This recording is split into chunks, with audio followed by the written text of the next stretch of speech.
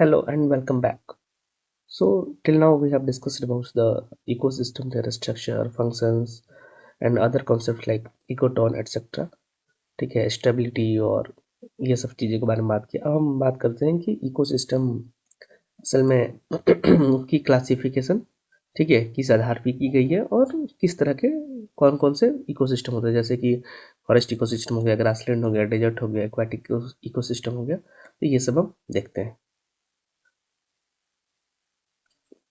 तो defining ecosystem, तो ecosystem is basic, एक तो जानते ही है कि functional unit of a nature है and integrated system of energy processing and nutrient cycling. This concept shifted ecology from descriptive natural history to rigorous systemic analysis, erasing the artificial boundary between living and non-living worlds। इसके architects कौन कौन है? तो Tansley साहब ने 1935 में उन्होंने coin किया टर्म इकोसिस्टम, ठीक है, as a rebuttal to superorganism concept. Superorganism concept किसने दिया था? तो वो क्लेमेंट साहब ने दिया था, ठीक है, फ्रेडरिक क्लेमेंट साहब ने दिया था। उनका कहना था कि जो इकोलॉजिकल कम्युनिटी है उसको कॉम्प्लेक्स ऑर्गेनिज्म की तरह देखते थे, जो एक साथ ग्रो करते हैं, मैच्योर करते हैं। टेंसिल साहब ने कहा कि नहीं नहीं भाई, कि ऐसा कुछ नहीं है, कि बायोटिक जो कम्युनिटी है वो आइसोलेशन में आप उसको अंडरस्टैंड नहीं कर सकते हैं, ठीक है, उसके फिजिकल इन्वायरमेंट के साथ ही आप कर सकेंगे, तो सबको साथ में करना होगा, ठीक है। तो ही definition, the whole system included not only the organisms complex but the whole complex of physical factor, ठीक है। तो ये टेंसले साहब ने कहा। ही framed that the biotic and abiotic as a interacting component of a single physical system, ठीक। उसके बाद ओडम साहब आए। ओडम साहब ने ही इकोसिस्टम के कॉन्सेप्ट को और पॉपुलराइज किया और defining it as a stable system with defined trophic structure होता है सबका, एक डिफाइंड की उसी टॉपिक स्ट्रक्चर में वो बढ़ते हैं, ग्रो करते हैं। बायोटिक डाइवर्सिटी, मटेरियल साइकिल्स होते हैं। His energy flow models move ecology into realm of quantitative science, framing the ecosystem not just as a place but as a process, ठीक है। इकोसिस्टम एक जगह नहीं है भाई, आप प्रोसेस है, उसको क्वांटिफाई कर सकते हैं, ठीक है। तो उन्होंने कई सारी चीज़ें इसके रिलेटेड बताई, ठीक है। उनका जैसे कि एक था यूनिवर्सल एनर्जी फ्लो मॉडल, ठीक है, जो कि थर्मोडायनेमिक के बेसिस पे बाद में हुआ। तो उन्होंने इस चीज़ को बताया कि भाई एनर्जी फ्लो कैसे करता है एक इकोसिस्टम में, या फिर एक टॉपिक लेवल में, या फिर डिफरेंट टॉपिक लेवल्स में। अब हम चलते हैं, थोड़ा सा देख लें इस बारे में। वैसे हमने बात कर लिया है थर्मोडायनेमिक्स के। तो इकोसिस्टम को हमेशा ध्यान रखना है कि ओपन सिस्टम है, ठीक है। इकोसिस्टम ओपन सिस्टम मतलब एक्सचेंजिंग ऑफ एनर्जी और matter with in its surrounding, कि बाहर से एनर्जी और मैटर आते रहता है और अंदर से एनर्जी और मैटर जाते रहता है, ठीक है। ओपन सिस्टम इसको बोलते हैं, ठीक है।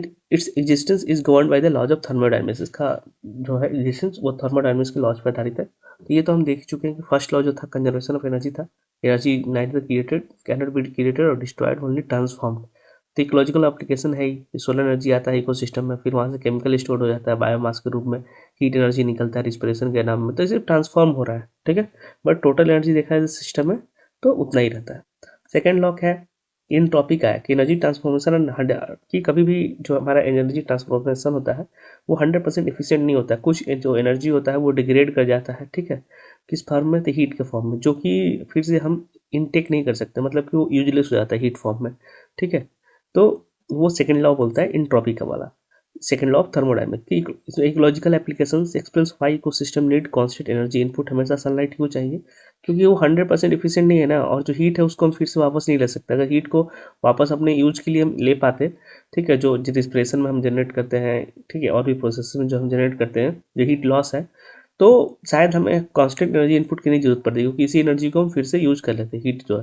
लेकिन ऐसा नहीं होता है, ठीक है, इसलिए हमें कांस्टेंट एनर्जी चाहिए सनलाइट के रूप में, ठीक है। This dictates the energy flow is unidirectional and limit the length of food chain, कि भाई एक लिमिट तक ही, क्योंकि उसके बाद तो एनर्जी खत्म ही हो जाएगा, ट्रांसफॉर्म ही नहीं हो पाएगा, सिर्फ हीट हीट बचेगा। तो वो लिमिट करता है, जैसे 5-6 लेवल तक मैक्सिमम ट्रॉफिक लेवल जाता है, उसके ऊपर नहीं जाता है। फिर universal component of any ecosystem, ठीक है। तो एक है फिजिको केमिकल मैट्रिक्स होता है, कि क्लाइमेटिक रीजन हो गया, जैसे सोलर रेडिएशन हो गया, टेम्परेचर हो गया, ये सब चीज़ें हो गई, ठीक है। फिर इडाफिक फैक्टर हो, जैसे सॉइल का टेक्सचर क्या है, पीएच क्या है, ऑर्गेनिक मैटर क्या है, ठीक है। Physiological dry condition in slime soil highlight the water presence not the water availability.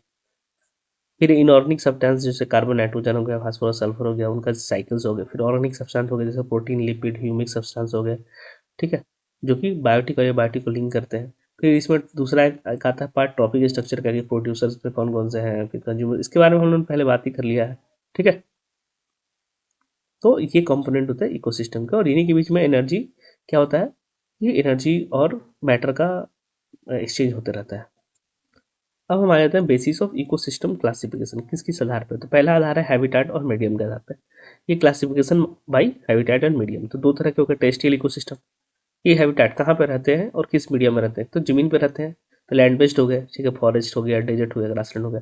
दूसरा कि पानी में रहते हैं, तो वाटर बेस्ड सिस्टम हो गया, जैसे कि, ठीक है, जो कि सैलिनिटी, डेप्थ और फ्लो पे डिफाइंड है, जैसे कि मरीन हो गया, एस्टुराइन हो गया, फ्रेश वाटर इकोसिस्टम्स हो गए, ठीक है। जैसे फॉरेस्ट में क्या होता है, फेनरोफाइट्स होते हैं, यानी कि ट्रीज डोमिनेट करते हैं टेरेस्ट्रियल इकोसिस्टम में अगर देखा जाए तो, ठीक है। तो ये हो गया। फिर है हमारा फिजियोग्नोमी, ठीक है। अच्छा, ये इसमें का आएगा, ठीक है। फिजियोग्नोमी की बायोम कॉन्सेप्ट कहता है कि फिजियोग्नोमी क्या कहता है कि refers to a general appearance और growth form of vegetation, this form the basis of biome, a large scale regional ecosystem characterize by distinct climate and soil type, ठीक है। कि एक तरह के दिखने वाले जो वेजिटेशन होते हैं, मतलब कि वो एक तरह के क्लाइमेट और सॉइल टाइप में पाए जाते हैं, तो उस तरह एक बायोम का कॉन्सेप्ट आता है। तो इसमें किस तरह से इसमें बांटा गया, इस आधार में फिजियोग्नोमी के आधार पर ये फॉरेस्ट हो गया कि जिसमें डोमिनेटेड बाई फेनोरोफाइट्स हैं, trees forming a closed canopy एकदम घना, ठीक है।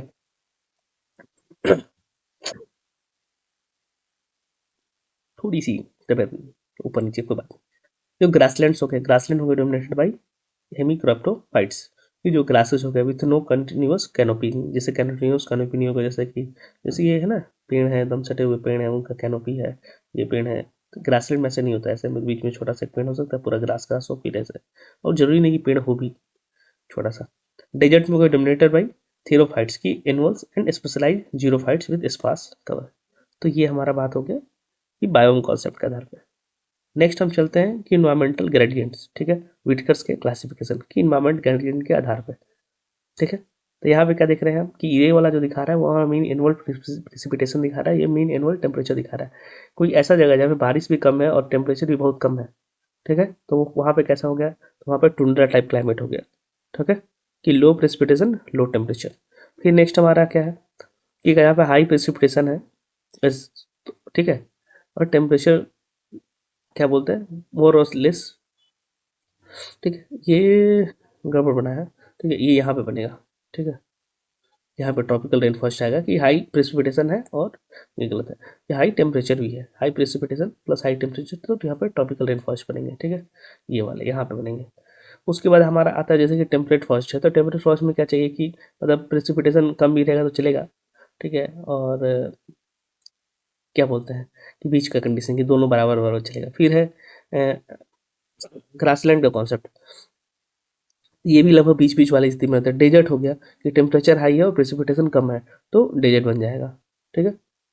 तो ये सब चीज़ें हैं, और ये विटकर साहब ने 1975 में दिया था, ठीक है। कि ये सब आ जाता है ये अरेंज करने के लिए कि भाई इसको क्रोनोलॉजिकली अरेंज करें, पहले कौन सा है, पहले बाद में कौन सा है, तो ये सब सवाल आ जाते हैं, ठीक है।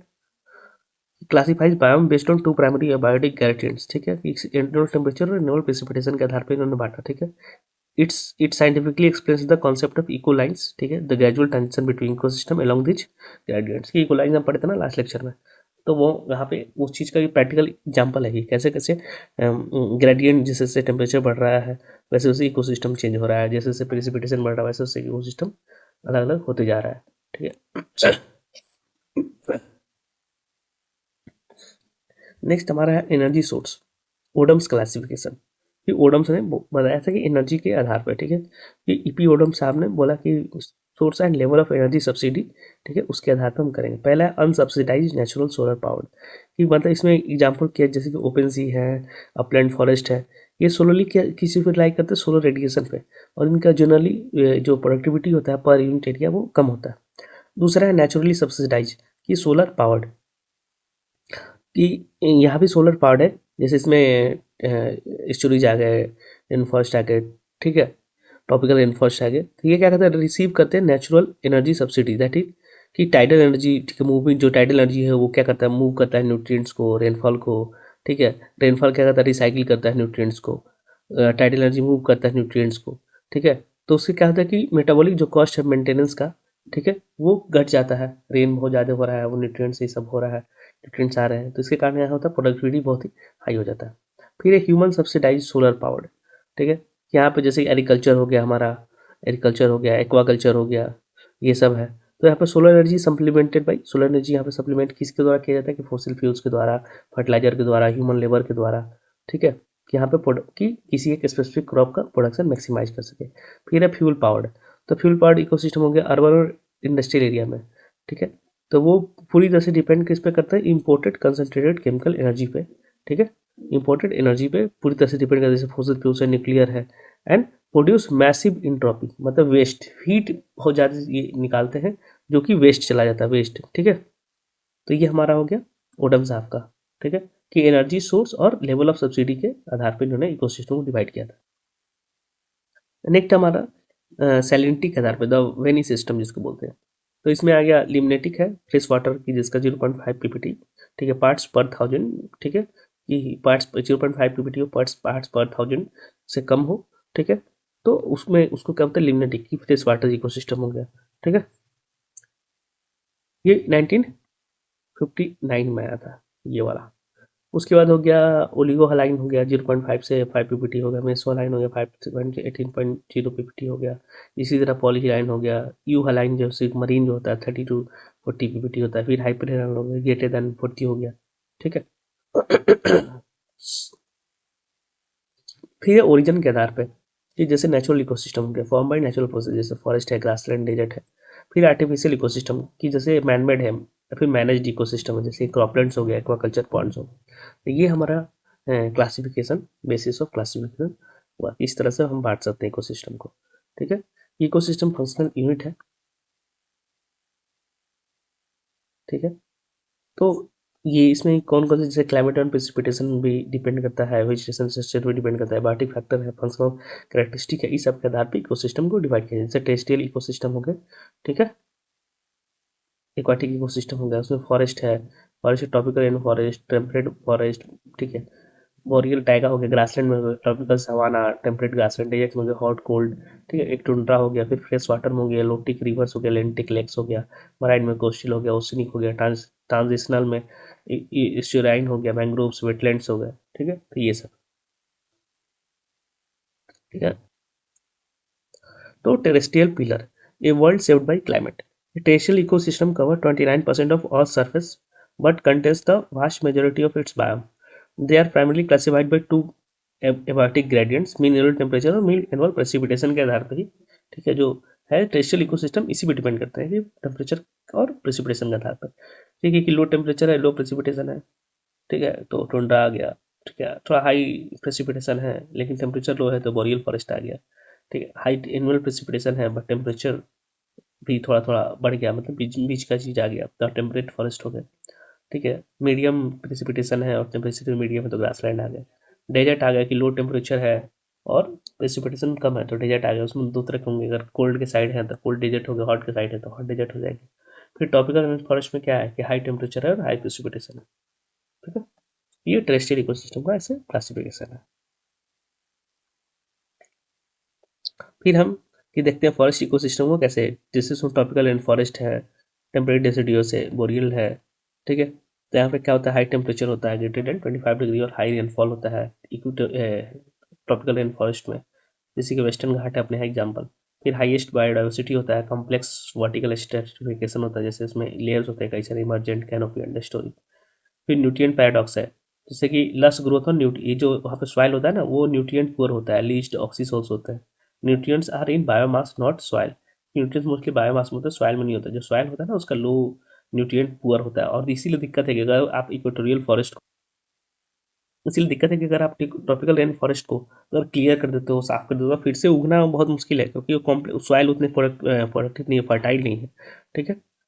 उसके बाद है मिड लैटिट्यूड्स का एग्जाम्पल यूरोप का, तो वहाँ पर डिस्टिंग सीजन होते हैं, वार्म समर्स होगा, कोल्ड विंटर्स होगा, डिसिडियस ट्रीज जैसे होते हैं ओक, मैपल, ये सब हो गए, वो ऑटम में क्या बोलते हैं, लीव को शेड करते हैं, फेनोलॉजी है उनका। पार्टिकल फर्टाइल एल्फी सोल होता है, वहाँ का जो सॉइल होता है वो फर्टाइल होता है, ह्यूमस में रिच होता है क्योंकि वो जो पत्ते गिरते हैं ना उसका स्लोअर डिकम्पोजिशन होते रहता है। फिर हाइयर नॉर्दर्न लैटिट्यूड में क्या होता है, बोरियल फॉरेस्ट होता है, जहाँ पे लॉन्ग सीवियर विंटर्स होते हैं, शॉर्ट समर्स होता है, एवरग्रीन कॉनिफर्स होते हैं, नीडल शेप लिप्स होते हैं, कॉनिकल शेप टू, ठीक है, होता है ताकि इस पे बर्फ जमे ना तो नीचे गिर जाए, ठीक है, ऐसा रहता है पत्ते, तो बर्फ जमे तो इस पे बर्फ आया तो नीचे स्लिप कर जाए। फिर एसिडिक न्यूट्रिएंट पुअर पॉडजोल्स होते हैं यहाँ पे जो कि नीडल जो लीटर होता है उसके स्लो डिकम्पोजिशन से बनते हैं। तो ये तीनों में से सबसे ज़्यादा प्रोडक्टिविटी किसका है, प्राइमरी प्रोडक्टिविटी तो ट्रॉपिकल रेन फॉरेस्ट की, टेम्परेट फॉरेस्ट की है, उसके बाद बोरियल फॉरेस्ट की। Boreal forest stores more carbon than any, ये ध्यान रखना है, एनी अदर टेरेस्ट्रियल बायोम्स, ठीक है, over 1042 billion turns more than currently in the atmosphere, ठीक है, ये चीज़ ध्यान रखना है, ठीक है। कि 4 डिस्टिंक्ट सीजन होता है टेम्परेट फॉरेस्ट में, बोरियल फॉरेस्ट में शॉर्टेस्ट ग्रोइंग सीजन होता है। तो ट्रॉपिकल रेन फॉरेस्ट को देखते हैं हम अच्छे से, स्ट्रक्चर इन्वायरमेंट साइक्लिंग। तो पहला बात की लोकेशन कहाँ होता है, तो इक्वेटोरियल बेल्ट में पाता है, इक्वेटोरियल बेल्ट में पाया जाता है, जैसे कि अमेजन हो गया, कॉन्गो हो गया, वेस्टर्न घाट हो गया, फिर साउथ ईस्ट एशिया के रीजन में हो गए, ठीक है। उसके बाद यहाँ पे एबायोटिक इन्वायरमेंट देख लें तो टेम्परेचर 25 डिग्री से ऊपर ही रहेगा, ठीक है, हाई टेम्परेचर, यहाँ पे विंटर नहीं होता है, रेनफॉल हमेशा 200 सेंटीमीटर से ज़्यादा रहेगा और पूरी तरह से अच्छे से होगा। फिर यहाँ पे हम देखें अगर स्ट्रक्चर और स्ट्रैटिफिकेशन, तो सबसे ऊपर है क्या, इमर्जेंट लेयर होता है कि जो जायंट ट्रीज है 40 to 60 मीटर के ट्रीज होते हैं, फिर इससे भी ऊपर बड़े हो सकते हैं, वो कैनोपी, ये कैनोपी लेयर हो गया कि, ठीक है, कि फॉरेस्ट का जो अपर वाला एरिया हो गया, ठीक है, उसके भी ऊपर ये चले जाते हैं तो इमर्जेंट लेयर बोलते हैं, ठीक है, किस लिए, कि सनलाइट के लिए बस, ठीक है, सारा गेम सनलाइट के लिए, तो यहाँ पे सारा गेम सनलाइट के लिए, ठीक है, तो वहाँ पे इमर्जेंट लेयर आ गया, यहाँ पे आ गए इमर्जेंट लेयर, ठीक है। उसके बाद हमारा दूसरा आता है कैनोपी लेयर, ये जो कंटिन्यूअस क्या बोलते हैं फोलिएज रूफ बनाते हैं, कॉन्टिन्यूअस फोलिएज रूफ रहता है, ठीक है, रूफ ऑफ फोलिएज, जो कि क्या करता है 90 to 95% सनलाइट को क्या करता है, इंटरसेप्ट करता है, ठीक है। और ये इस मतलब ट्रॉपिकल इकोसिस्टम में, ट्रॉपिकल जो फॉरेस्ट है, रेन फॉरेस्ट है, वहाँ पे ये प्राइमरी फोटोसिंथेसिस और बायोडाइवर्सिटी साइट है, ठीक है। उसके बाद अंडर स्टोरी आ गए जो सेट टॉलरेंट प्लांट्स है, क्योंकि अभी इतना डेंस कैनोपी रहता है कि नीचे तक लाइट नहीं पहुँचता है, तो वो सेट टॉलरेंट, ठीक है, जो सेट टॉलरेंट्स जैसे पाम्स हैं, सैपलिंग्स हैं, वाइन्स हैं, वो यहाँ पे रहते हैं। और फॉरेस्ट फ्लोर एक्सट्रीमली डार्क होता है, ठीक है, ठीक, लेस देन 1% सनलाइट आता है, यहाँ पे ह्यूमिड रैपिड डिकम्पोजर्स होते हैं, ठीक है। फिर ये न्यूट्रियल साइक्लिंग का, तो ये पैराडॉक्स क्यों कहा जाता है, कि यहाँ पे पैराडॉक्स ये है कि यहाँ पे लस वेजिटेशन है, एकदम पूरा घना जंगल है, सब कुछ है, लेकिन सॉइल पुअर है, ठीक है। तो न्यूट्रिएंट्स जो क्या होते हैं, वो न्यूट्रिएंट्स हमारा जो सा साइकिल होते हैं नॉट स्टोर्ड, ठीक है। तो डिफॉरेस्टेशन अगर होगा तो वो रैपिड स्टरलाइजेशन हो जाएगा, ठीक है। यहाँ पे मतलब कि बहुत ही लस वेजिटेशन है मानते हैं, ठीक है। जो सॉइल्स होते हैं जैसे कि ऑक्सीसोल्स या लेटराइट्स हो गए, ठीक है, तो बहुत ही न्यूट्रिएंट पुअर है, एसिडिक है, लिस्ट ऑफ सिल्का है, ठीक है। तो यहाँ पे ये है कि जो न्यूट्रिएंट्स है वो बायोमास में रहता है, ठीक है, ठीक है। जो न्यूट्रिएंट्स है वो कहाँ होता है, बायोमास में होता है, कि सॉइल में नहीं होता है। इसी कारण क्या हुआ कि एक्सटेंसिवली वहाँ पे समस्या क्या है, nutrients release by decomposers are reabsorb almost instantly, तो बायोमास में होता है, तो जैसे ही डिकम्पोजर्स आते हैं वो जैसे ही न्यूट्रिएंट्स को वो क्या बोलते हैं डिकम्पोज करते हैं, तो तुरंत प्लांट्स फिर से उसको वापस ले लेते हैं, सॉइल में रहने का मौका ही नहीं मिलता है, ठीक है। तो अगर डिफॉरेस्टेशन करेंगे तो वहाँ का सॉइल जो है स्टरलाइज हो जाएगा, कि प्रोडक्शन खत्म हो जाएगा, ठीक है। तो ये एक समस्या वहाँ के साथ है कि वहाँ के सॉइल उतना प्रोडक्टिव, तो इसीलिए कहा जाता है कि इन फॉरेस्ट को फिर से मतलब ग्रो करना बहुत ही मुश्किल है, अगर एक और अभी चैलेंजेस हो गए अमेजन से लेके कॉन्गो से लेके हर जगह, इन फॉरेस्ट को मतलब अंधाधुंध एकदम बर्बाद किया जा रहा है।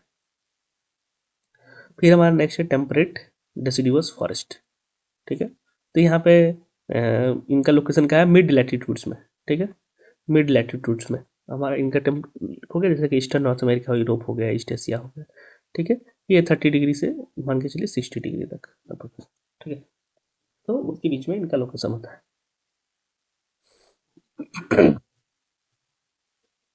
तो यहाँ पे क्या होता है, तो पहली बात तो यहाँ पे मॉडरेट जो हमारा रेनफॉल होता है, तो वहाँ पे कोल्ड विंटर्स होते हैं, वार्म समर्स होते हैं, मॉडरेट रेनफॉल होगा 75 to 150 सेंटीमीटर, ठीक है। फिर उसका अगर हम वो देखें क्या बोलते हैं सॉइल, तो जनरली फर्टाइल्स होते हैं, अल्फी सोल्स होते हैं, रिच ह्यूमस लेयर होता है, क्यों, क्योंकि जो पत्ते सीड करते हैं ना अभी थोड़ी देर पहले से, तो उसका स्लो डिकम्पोजिशन होते रहता है, तो उससे काम अपना चलते रहता है, ठीक है। फिर फेनोलॉजी देखें तो डोमिनेंट ट्रीज है, डेसिडिवस होते हैं, ठीक है, ओक, मैपल, बीच, ये हिकरी हो गए, ठीक है। वो क्या करते हैं, ऑटम में जो लीव्स को शेड कर सकते हैं, जिसको क्या बोलते हैं, एब्सीसन बोलते हैं, ठीक है। उस प्रोसेस को क्या बोलते हैं, एब्सीसन, ठीक है। वो किस लिए करते हैं ऑटम में, ताकि जो विंटर में हार्स जो हो, हार्स विंटर में वाटर लॉस से और फ्रीजिंग से बच सके, जिसके कारण कि पौधे को डैमेज ना हो, ठीक है। तो एब्सीसन बोलते हैं। तो वहाँ पे 4 मौसम होते हैं, ठीक है। कि समर में पीक फोटोसिंथेसिस होता है, कि वार्म टेम्परेचर, मॉडरेट रेनफॉल है, मैक्सिमम एनर्जी कैप्चर होता है, ठीक है। फिर ऑटम आता है, ऑटम में क्या होता है, पत्ते सारे शेड हो जाते हैं कि फ्रीज और डैमेज से बचने के लिए। फिर विंटर आता है, डॉर्मेंट रहते हैं, ठीक है, मेटाबॉलिक एक्टिविटी कम हो जाता है। फिर से स्प्रिंग आता है, धीरे धीरे पत्ते निकलते हैं, एनर्जी फ्लो बिगिंस होता है, फिर जैसे समर आता है, और ये प्रोसेस चलते रहता है। फिर है बोरियल फॉरेस्ट, ठीक है। तो बोरियल फॉरेस्ट कहाँ होते हैं, तो बोरियल फॉरेस्ट हम नॉर्दर्न लैटिट्यूड्स में होते हैं, ठीक है। नॉर्दर्न लैटिट्यूड्स में मान के चलिए कि एबव 60 डिग्री लैटिट्यूड, ठीक है। तो वहाँ पे क्या होता है, कनाडा, स्कैंडिनेविया जो कंट्रीज है वहाँ पे है, रसिया का है, ठीक है। यहाँ का से करेक्टरिस्टिक क्या है कि लॉन्ग होता है वहाँ पे, और सीवियर विंटर होता है, और शॉर्ट और मॉइस्ट, ठीक है, समर्स होता है। विंटर बहुत ज़्यादा होता है, और जो समर होता है बहुत ही शॉर्ट होता है और मॉइस्ट होता है, थोड़ी बहुत बारिश हो जाती है। यहाँ पे जो डोमिनेटेड क्या बोलते हैं, फ्लोरा है, वो एवरग्रीन कॉनिफर्स हैं, जैसे कि स्प्रूस हो गए, फर हो गए, पाइन हो गए, ठीक है। निडे लाइक लिप्स होता है, ठीक है, किस लिए, कि प्रिवेंट वाटर लॉस, ठीक है। और उसके ऊपर क्या लगाता है, क्यूटिकल्स, थिक क्यूटिकल्स होते हैं, ठीक है। निडे लाइक लिप्स में थिक क्यूटिकल्स होते हैं, जो कि किस चीज़ को बचाते हैं, वाटर लॉस से बचाते हैं ड्यूरिंग फ्रोजन विंटर, ठीक है। कॉनिकल सिप्स और भी हेल्प करते हैं किस चीज़ में, कि वो जो स्नो है वो शेड कर जाए, ठीक है। जो सॉइल है वहाँ पे पॉडजल्स होते हैं, ठीक है, पॉडजल्स होता है सॉइल। तो एसिडिक जो नीडल लीटर लीटर है वो डिकम्पोज होता है बहुत धीरे धीरे, उसके कारण ऑर्गेनिक एसिड भी रिलीज करता है, जो कि क्या कहता है, जो न्यूट्रिएंट्स उसको लीज कर देता है फ्रॉम अपर सॉइल होराइजन से, लिविंग एन एस ग्रे, ठीक है, न्यूट्रिएंट पुअर लेयर। कि वो ऑर्गेनिक एसिड के कारण जो न्यूट्रिएंट्स होते हैं लीच करके नीचे चले जाते हैं, कि एस गियर का, एस ग्रे कलर का एक लेयर हो जाता है, जो कि न्यूट्रिएंट पुअर रहता है, ठीक है।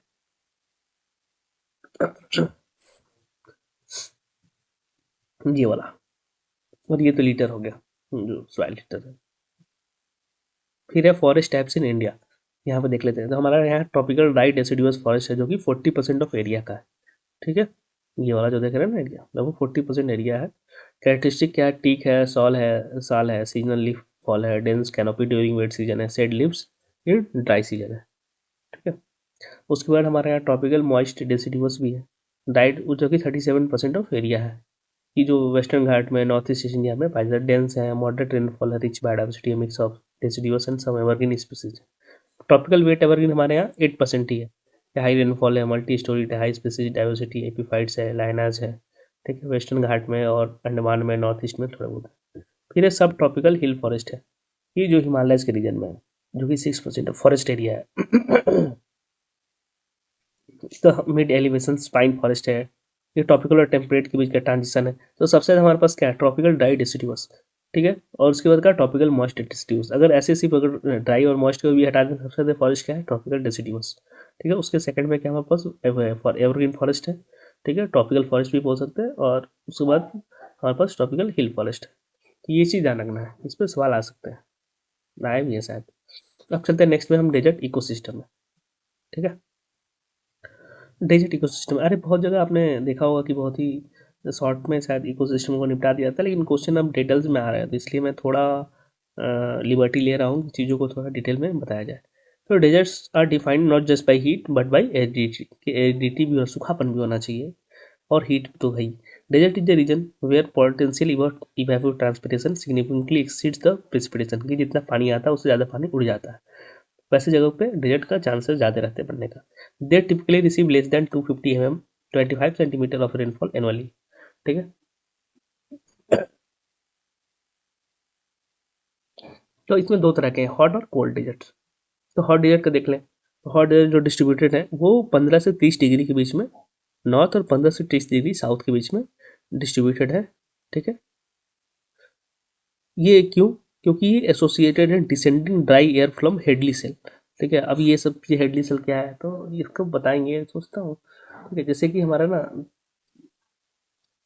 यहाँ से हवाएं हैं, क्या होती है कि फेरर हेडली सेल में यहाँ से हवाएं टॉपिकल से यहाँ से उठती हैं और यहाँ पे डिसेंड करती हैं, नीचे की तरफ आती हैं, ठीक है। फिर यही हवा इधर आ जाती है और इधर चली जाती है। तो डिसेंड होने के कारण क्या होता है कि मॉइस्चर इसमें कमी हो जाता है, कि हमेशा याद रखना है कि असेंडिंग हवा में मॉइस्चर ज़्यादा होगा, डिसेंडिंग हवा में मॉइस्चर कम होगा, ठीक है। तो मॉइस्चर कम रहता है, तो इसी कारण से यहाँ पे अब तो मॉइस्चर आया नहीं, तो मॉइस्चर आया नहीं तो क्या होगा, ये डेजर्ट, ये सब जगह ऐसी होता है, ऐसी हवा चल रही है। पढ़ेंगे इसको कि हेडली सेल और ये सब क्या होता है, ठीक है। तो जैसे सहारा डेजर्ट है, सोनोरन है, अमेरिका में कलहरी है, फिर है यहाँ पे कलहरी है, फिर थार डेजर्ट है अपने यहाँ, अरेबियन डेजर्ट है यहाँ पे, ठीक है।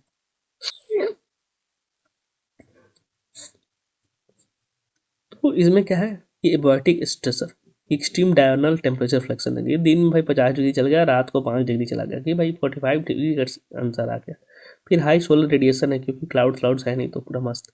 फिर न्यूट्रिएंट पुअर सॉइल है, कि लो न्यूट्रिएंट्स हैं, कोर्स सैंडी सॉइल्स हैं, उसके नीचे रॉकी सॉइल्स हैं, ठीक है, जो कि हम मवादाज भी बोलते हैं। उसके बाद अगर फ्लोरा की बात कर लें तो मोस्टली जीरोफाइटिक है, जो कि भाई ऐसे एक्सट्रीम कंडीशन में रह सकते हैं, वो सब है। कि जैसे कैक्टिस हो गया, इफोर्बियास हो गया, फ्लेसी स्टेम्स, इसमें होता है कि इस वाटर को स्टोर करने के लिए क्विकलेज, ठीक है। उसके बाद यहाँ पे कैम्प फोटोसिंथेसिस होता है, ठीक है, कि कैम्प फोटोसिंथेसिस परफॉर्म होता है। इसमें कैम्प में क्या होता है कि स्टोमाटा रात में ओपन होता है, ठीक है, और CO2 को फिक्स करता है, कि और उसके बाद ड्रास्टिक उसके बाद ये दिन में क्लोज हो जाता है, क्यों, कि वाटर लॉस से बचा सके, ठीक है। तो याद रखना कि यहाँ पे कैम फोटोसिंथेसिस होता है, ठीक है, ठीक है। ट्रांसलोकेशन एसिड मेटाबॉलिज्म होता है। फिर उसके बाद इफीमेरल्स होता है, इफी मतलब short lived annuals that complete their entire cycle in a few weeks following rain rare events, की बारिश आया, जमे पौधे और फिर खत्म, ठीक है, कुछ हफ्ते में ही। फिर यहाँ पे फिजियोटाइप फिजियोटोफाइट्स होते हैं, ठीक है, extremely deep tap root tap roots tap into water table, की बहुत नीचे तक वो अपने क्या बोलते हैं रूट को ले जाते हैं, जाके वाटर टेबल से वो पानी को ले सके, जैसे कि खेजड़ी ट्री है, ठीक है, खेजड़ी, जो कि बहुत पाया जाता है। फिर एडेप्टेशन से अगर देखें क्या क्या है, तो रिड्यूस टू स्पाइंस, की कांटों में बदल जाते हैं लिप्स, की सरफेस एरिया कम रहे, ताकि हीट लॉस से हीट्स के कारण बचा जा सके। थिक वैक्सी क्यूटिकल्स होते हैं, वाटर लॉस से बचने के। संकन स्टोमाटा होता है, कि रिड्यूस्ड इवेपोरेशन के लिए। फिर टाइकोम्स होते हैं, हेयर्स टू ट्रैप मॉइस्चर, की उसमें बाल टाइप के थोड़े थोड़े होते हैं, ताकि थोड़ा बहुत भी हवा में मॉइस्चर है तो उसको वो ट्रैप कर सके।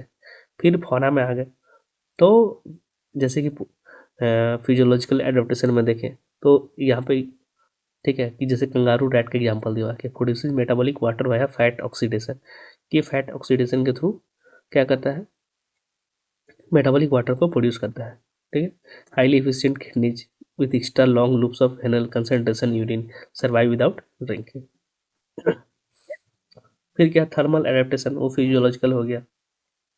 ऊँट में जैसे कि बॉडी टेम्परेचर क्या होता है, rises to 41 degree centigrade to avoid sweating, ये अपना टेम्परेचर इस बॉडी का ही बढ़ा लेते हैं, ताकि टेम्परेचर अवॉइड कर सके किस चीज़ को, स्वेटिंग का, ठीक है।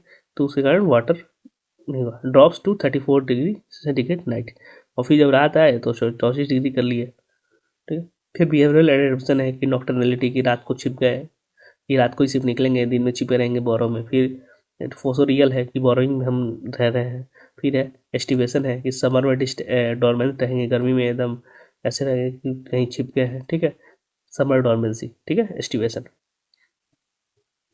ये सब चार्ट मैंने बनाया है, ठीक है। ये सब चार्ट ये जो इस तरह से जो दिख रहा है, ये इन्फोग्राफिक मैंने AI का यूज करके बनाया है, लेकिन उसके लिए आपको बहुत अच्छे से डेटा, जैसे कि सारा डेटा मैंने एक जगह लिखा था और फिर उसको मैंने इनपुट दिया, तब इतने अच्छे से बनाया, वरना बहुत मुश्किल है, ठीक है। तो बट इसलिए विजुलाइज हो जाता है, तो चीज़ें थोड़ी मुझे हिसाब से लगता है कि ज़्यादा दिन तक याद आती हैं, थोड़ी इंटरेस्टिंग भी हो जाती है। फिर एक कोल्ड डेजर्ट का, कि ग्लोबल डिस्ट्रीब्यूशन अगर देखा जाए कोल्ड डेजर्ट्स का, ठीक है, तो इंटीरियर्स ऑफ कॉन्टिनेंट्स में पाए जाते हैं, हाई लैटिट्यूड्स में पाए जाते हैं, रेन शैडो एरियाज में पाए जाते हैं, जैसे कि गोबी डेजर्ट हो गया मंगोलिया में, लद्दाख हो गया, ग्रेट बेसिन हो गया।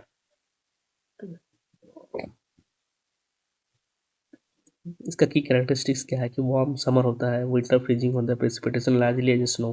लिफ्टिंग फैक्टर क्या होगा, फिजियोलॉजिकल ड्राउट्स हो गया, लो टेम्परेचर हो गया। फिर है biotic flora and fauna adaptations, कि फ्लोरा इसमें कोल्ड टॉलरेंट होता है, ठीक है। जैसे कि आर्टिमेसिया हो गया, सेज ब्रश हो गए, जूनिपर्स हो गए, ठीक है, कुशन प्लांट्स हो गए। एप्टेशन क्या थिक पर है, सब कॉन्टेनियस फैट होता लेयर होता है।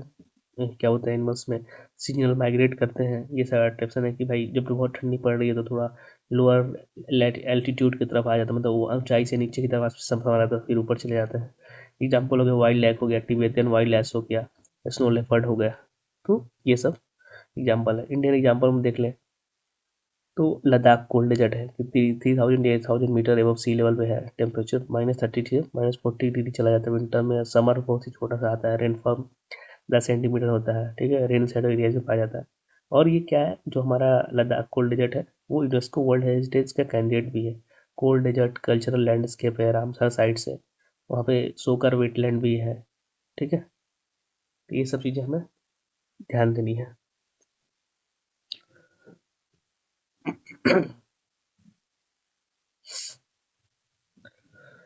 तो ये हमारा यहाँ पे हो गया। क्लास देख लें, कंपैरिजन टेबल भी एक मैंने दे दिया है, ठीक है। कि ये हॉट रहता है, ये यहाँ से यहाँ तक टेम्परेचर जाएगा। रेनफॉल, ठीक है, लेस देन 250 mm है यहाँ पर, तो 10 100 mm से भी कम होता है, ठीक है, 10 सेंटीमीटर से भी कम। यहाँ पे एल्टीट्यूड मतलब 500 मीटर के आसपास, यहाँ पे 3000 to 8000। जीरोफाइट्स कैक्टिस होते हैं, यहाँ पे लाइकेन मॉसेस होते हैं, वाइल्ड लाइफ चिमटारा एग्जाम्पल है, स्नोपॉड आइबेक्स, ये सब है। तो इस आई थिंक इसको यहीं तक रखते हैं। जो नेक्स्ट जो हमारे और भी इकोसिस्टम है, जैसे ग्रासलैंड हो गए और भी है, बाकी को हम कवर करते हैं नेक्स्ट वीडियो में, ठीक है। वरना आई थिंक ये वीडियो बहुत लंबा हो जाएगा, तो जल्दी उसको भी एक और वीडियो में तुरंत से उसको भी हम कवर करते हैं, ठीक है। ये सब ऐसा नहीं है, ये सब कुछ रेडी है, ठीक है। बस आई नीड की थोड़ा सा गले को आराम दिया जाए, फिर जल्दी आज ही के दिन भी एक और वीडियो बना के कर लेंगे, ठीक है। तो यहाँ तक आए हैं तो आपको थैंक यू। और आप देखें जाके, और टेलीग्राम में यहाँ पे अगर आपको पसंद आया तो लाइक करें, शेयर करें, और कमेंट करें कि क्या पसंद आया क्या नहीं पसंद आया, वो सब चीज़ें। और टेलीग्राम चैनल को ज्वाइन करें, वहाँ पे कुछ कुछ मैटर सब डालना शुरू करेंगे, ठीक है। Thank you.